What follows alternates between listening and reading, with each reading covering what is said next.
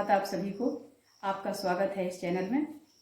आज मैं कक्षा 12वीं के पाठ्यक्रम से, हिंदी के पाठ्यक्रम से सहर्ष स्वीकारा है के प्रश्न उत्तर लेकर उपस्थित हूँ। इससे पूर्व के वीडियो में आपने इसकी व्याख्या देखी थी, सुनी थी, और इसके बाद भाव सौंदर्य और शिल्प सौंदर्य का वीडियो भी आपके पास आ चुका है। और आज हम प्रश्न उत्तर करेंगे इसके।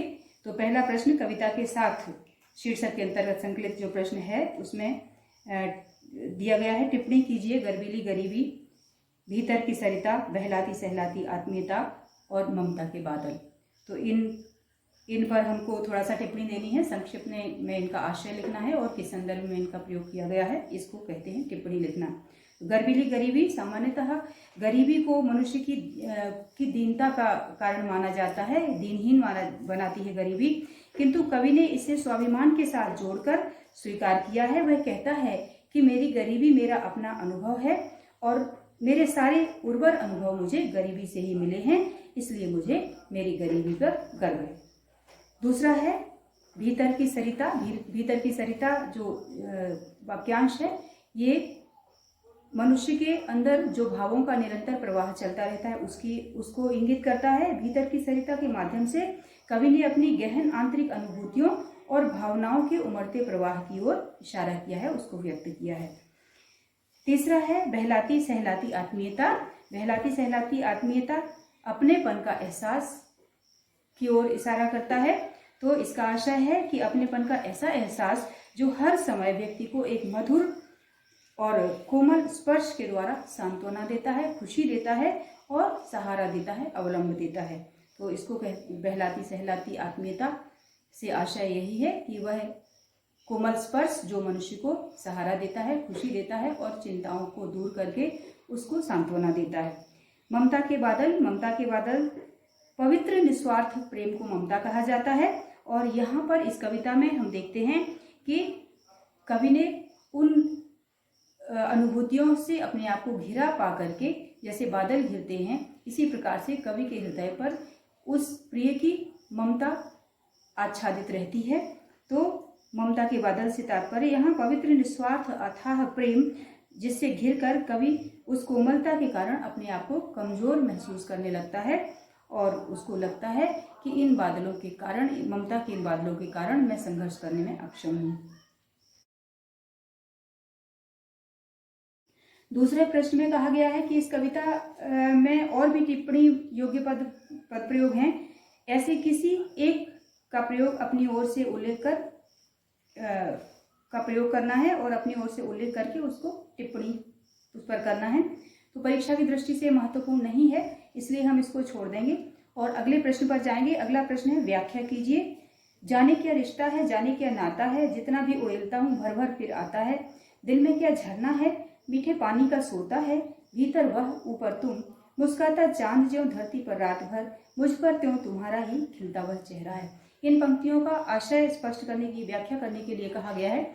आपको मेरे पूर्व वाले वीडियो में संपूर्ण कविता की बहुत अच्छी व्याख्या मिल जाएगी। आप चाहें तो उसको दोबारा से देख सकते हैं, स्वतः लिख सकते हैं। और इसमें आगे भी प्रश्न दिया गया है, इन पंक्तियों से संबंधित प्रश्न है। उपर्युक्त पंक्तियों की व्याख्या करते हुए, व्याख्या करना है पहले फिर बताना है।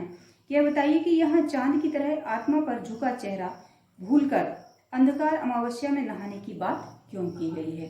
यही भाव विरोधाभास का प्रश्न है कि एक ओर तो आत्मा पर झुका चेहरा है जो कि चांद की तरह रोशन है, फिर दूसरी ओर अंधकार अमावस्या में नहाने की इच्छा व्यक्त करता है कवि।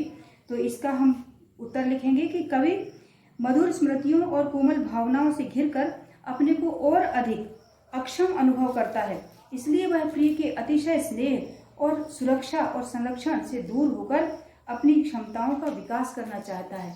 निश्चित रूप से वो उजाले जो है उसके लिए बड़े मधुर हैं, लेकिन उनकी छाया में वह अपना संघर्ष नहीं कर सकता, अपने जीवन में स्वाभिमान के साथ या आत्मनिर्भर होकर के खड़ा नहीं हो सकता, इसलिए वह इनसे दूर होना चाहता है, इसलिए इनको भूलना चाहता है।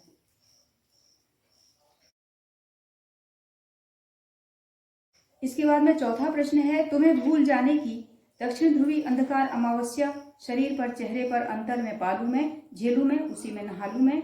इसलिए कि तुमसे ही परिवेष्टित आच्छादित रहने का रमणीय यह उजेला अब सहा नहीं जाता। तो इससे संबंधित 4 प्रश्न नीचे दिए गए हैं। व्याख्या आपको एक बार सुन लेनी चाहिए।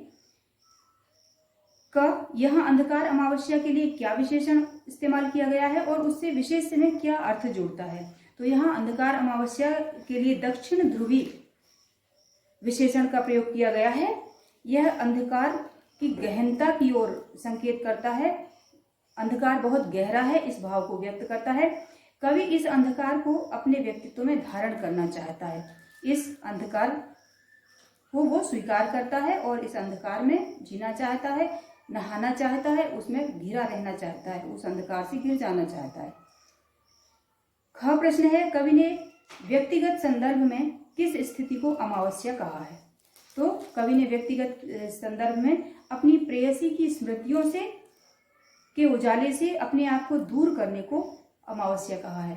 वह अपने प्रिय की स्मृतियों के उजाले से दूर रहना चाहता है ताकि वह आत्मनिर्भर हो सके, अपने जीवन के लक्ष्यों को स्वतः प्राप्त कर सके, संघर्ष कर सके। तो इसी को उसने अमावस्या कहा है।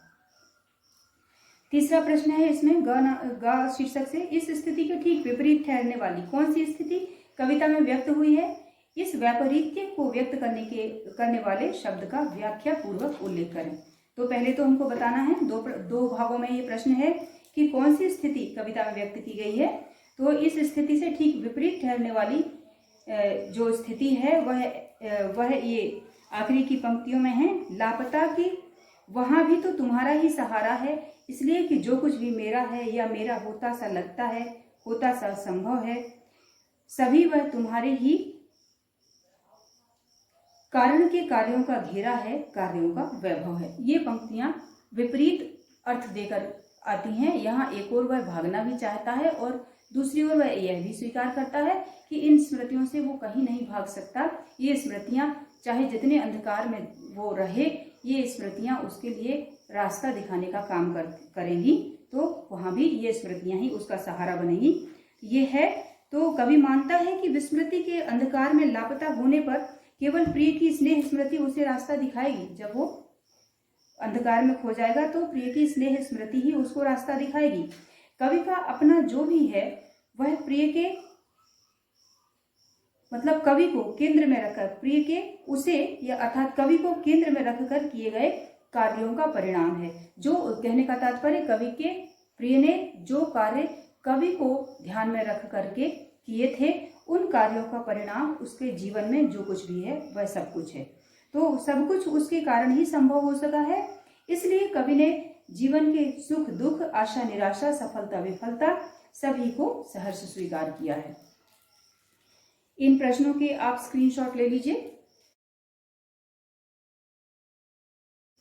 चलिए अगला प्रश्न है, 5वां प्रश्न है, बहलाती सहलाती आत्मीयता बर्दाश्त नहीं होती और कविता के शीर्षक सहर्ष स्वीकारा है में आप कैसा अंतर्विरोध पाते हैं।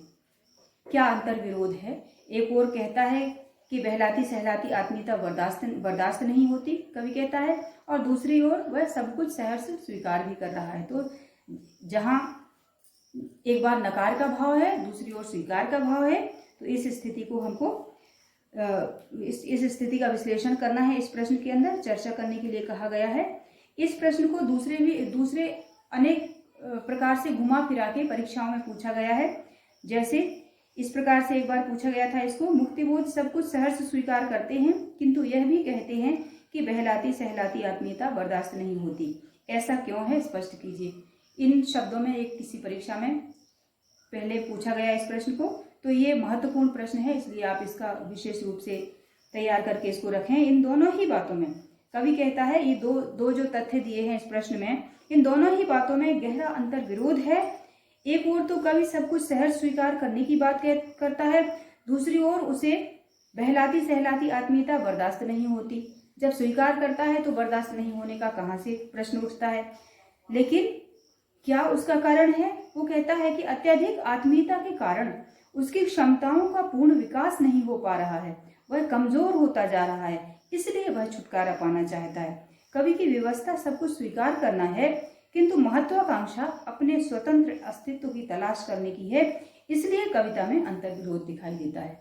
एक ओर तो वह चाहता है कि सब कुछ स्वीकार करे, और यदि स्वीकार करता है तो फिर उसका स्वतंत्र अस्तित्व प्रश्न चिन्ह लगता है, तो इसलिए वह स्वतंत्र अस्तित्व भी चाहता है, इसलिए वह इन सारी चीजों को भूलना चाहता है और इसके लिए दंड पाने को भी वो तैयार है।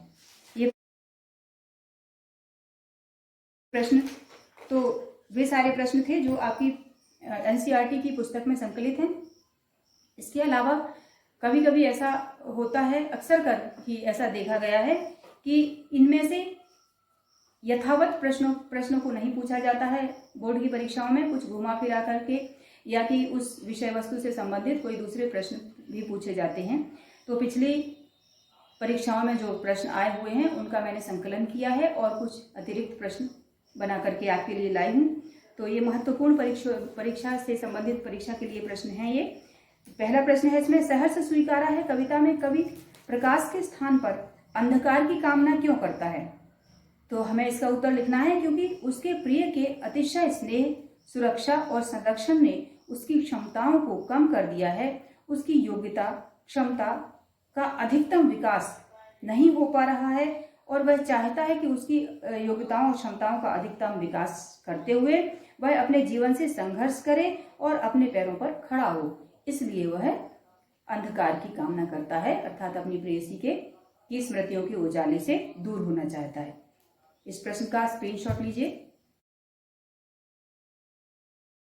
चलिए अगला प्रश्न देखते हैं। दूसरा प्रश्न है, कविता में कवि का संबोध्य कौन है? ये बड़ा प्रश्न उठता है, इसका कोई स्पष्ट जवाब इस कविता से नहीं मिलता है। तो कविता में कवि का संबोध्य कौन है, आप ऐसा क्यों मानते हैं? यदि आप उत्तर देते हैं कि वो उसकी प्रेयसी है या उसकी माँ है या उसकी मित्र है, कौन है, तो आपको उसका कारण भी बताना है कि उसका संबोध्य कौन है और क्यों है। तो मुझे जो लगता है, मैंने अपने तरह से इसके उत्तर को लिखा है। आप चाहें तो आप अपनी तरह से इस उत्तर को लिख सकते हैं, इसमें काफी अवकाश है इस प्रश्न को स्वतः लिखने का भी। तो इस कविता में कवि ने तुम संबोधन के माध्यम से अपने किसी सर्वाधिक प्रिय अज्ञात व्यक्ति की ओर संकेत किया है। वह कवि की दिवंगता माँ, पत्नी, बहन, सहचरी कोई भी हो सकती है। मेरी दृष्टि में कवि की संबोध्य उसकी माँ हो सकती है। ऐसा मानने के पीछे निम्न आधार हैं। नंबर 1 तो ये कि कविता में जिस अथाह स्नेह की बात की गई है वह केवल माँ के द्वारा ही संभव है। दूसरा उसका कारण ये है कि कविता में आया है, कविता में कुछ पंक्तियां आई हैं कि जैसे मुस्काता चांद जो धरती पर रात भर मुझ पर त्यों तुम्हारा ही खिलता वह चेहरा है। तो रात भर माँ ही होती है जो बच्चे की देखभाल करती है। तो रात भर स्नेह, कवि के ऊपर रात भर स्नेह से दृष्टि रखने वाली केवल उसकी माँ ही होती है। शैशवावस्था में कवि की वो ऐसा किया करती होगी और वो स्मृतियां कवि को अभी भी जीवंत हैं। तीसरा इसका कारण यह है कि ममता के बादल की मडराती कोमलता, इन शब्दों का, इन वाक्यांशों का कविता में पंक्तियों का प्रयोग किया गया है। तो ये ममता के बादल शब्द माँ के ही प्यार के लिए की ओर इशारा करते हैं और हमारी परंपरा में माँ के प्यार को ही ममता कहा जाता है। तो ये ममता की बात की गई है इस कविता की पंक्ति में, तो इसलिए हम कह सकते हैं ये माँ के प्यार की ओर इशारा करती है। चौथा इसका कारण आधार ये है कि बहलाना सहलाना, इन शब्दों का प्रयोग किया गया है। बहलाती सहलाती आत्मीयता बर्दाश्त नहीं होती। बहलाना सहलाना ये माँ के ही काम है, ये माँ के संदर्भ में ही ये शब्द सार्थक समझ में आते हैं। तो इसलिए कह सकते हैं कि ये कवि की माँ हो सकती है, दिवंगता माँ हो सकती है। पांचवा, तुम्हारे ही कारण के कार्यों का घेरा है, ये पंक्ति आती है कविता में। तो इस पंक्ति में कवि के व्यक्तित्व निर्माण का कार्य उसकी माँ के प्रयासों का परिणाम होता है। जो भी कवि का आज व्यक्तित्व है वो कोई और नहीं है गढ़ने वाला, उसको गढ़ने वाली उसकी माँ ही है। तो जो तुम्हारे ही कारण के कार्यों का घेरा है, अर्थात तुमने मुझे केंद्र में रख करके जो कार्य किए हैं वही आज मेरा व्यक्तित्व बनकर मैं सामने हूँ, प्रस्तुत हूँ। तो ये सारी बातें माँ के ऊपर ही लागू होती हैं। तो ये माँ के ही प्रयासों का परिणाम हो सकता है, इसलिए हम कह सकते हैं कि ये माँ हो सकती है। एक और अगला प्रश्न, इस प्रश्न का भी आप स्क्रीनशॉट ले लीजिए।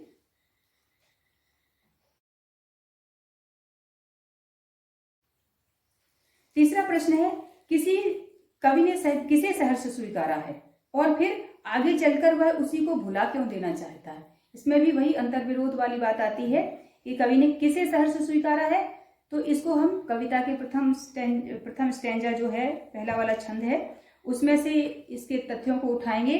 कवि ने अपने जीवन की हर उस वस्तु, गुण, विशेषता, स्थिति आदि को स्वीकारा है जो उसके प्रिय को उसके होने के कारण से प्यारी है। हर वो वस्तु भी हो सकती है, वो व्यक्तित्व का गुण भी हो सकता है, वो विशेषता भी हो सकती है और वह स्थिति भी हो सकती है। तो ये सब उसकी है, इसलिए उसके प्रिय को प्यारी है और इसलिए कवि को स्वीकार है। किंतु ऐसे सभी उपादान वियोग की स्थिति में और अधिक कष्टदायक होने लगते हैं, जिससे कवि की संघर्ष की क्षमता में कमी आती है, वह कमजोर पड़ने लगता है। इसलिए उसे थोड़ी निस्संगता, मोह मुक्ति जरूरी लगती है और अतः इसलिए वह उसे भुला देना चाहता है। तो दो बातें हैं, क्या क्या स्वीकारा है? सब कुछ वह स्वीकारा है जो कवि से संबंधित है। क्यों स्वीकारा है? क्योंकि वो कवि से संबंधित है। भुला क्यों देना चाहता है? क्योंकि वियोग की स्थिति में वो कष्टदायक भी हो गए हैं और अब संघर्ष करने में उसको कमजोर बनाने लगे हैं, इसलिए वह उनके मोह से मुक्त होना चाहता है, इसलिए भुला देना चाहता है। इस प्रश्न का भी स्क्रीनशॉट ले लीजिए।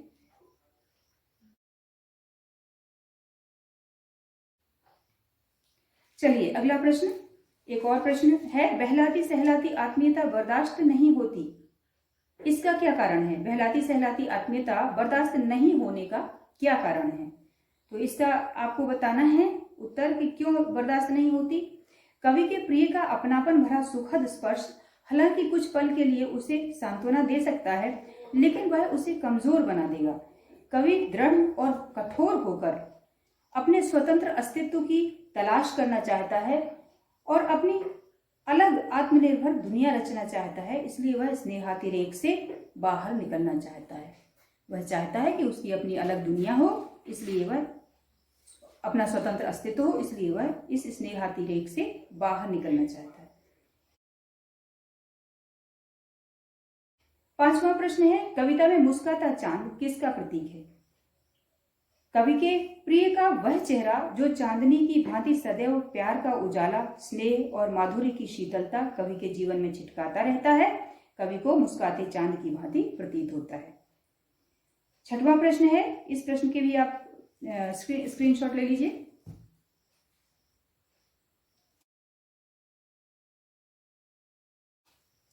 चलिए अगला प्रश्न, कवि के जीवन में ऐसा क्या क्या है जिसे कवि ने सहर्ष स्वीकारा है? तो उसको फिर से हम लिखेंगे, वही कविता के प्रथम स्टैंजा में से भी ये भी प्रश्न है। तो कवि ने वह सब सहर्ष स्वीकारा है, पहले तो हमको उसका वो संकेत देना है जो कविता में बार बार आया है।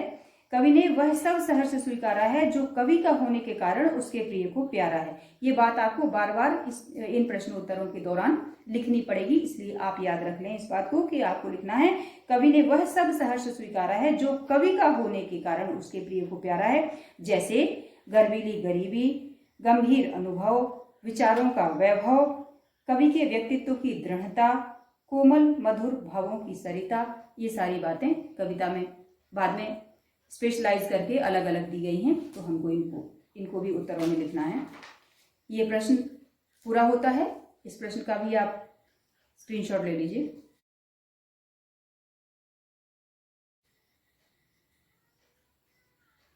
अगला और आखिरी प्रश्न, कवि अपने प्रिय को क्यों नहीं भूल पाता?